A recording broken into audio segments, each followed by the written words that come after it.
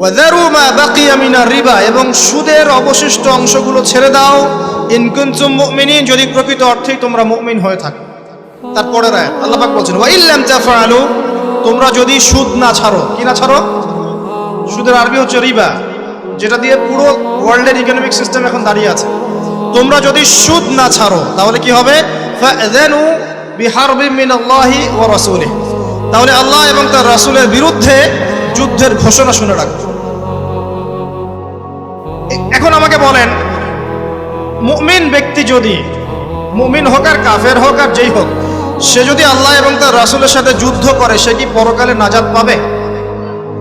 মুসলিম হয়ে কালিমা পড়ে সুদ খেয়ে যদি আল্লাহ এবং তার রাসূলের সাথে যুদ্ধ করে, সে কি কবরে প্রশ্নের উত্তর দিতে পারবে? সে হাউজে কাউসারের পানি পাবে? সে নবী সাল্লাল্লাহু আলাইহি ওয়াসাল্লামের সুপারিশ পাবে? এতটুকু বোঝার জন্য কি আমার পিএইচডি করার দরকার আছে?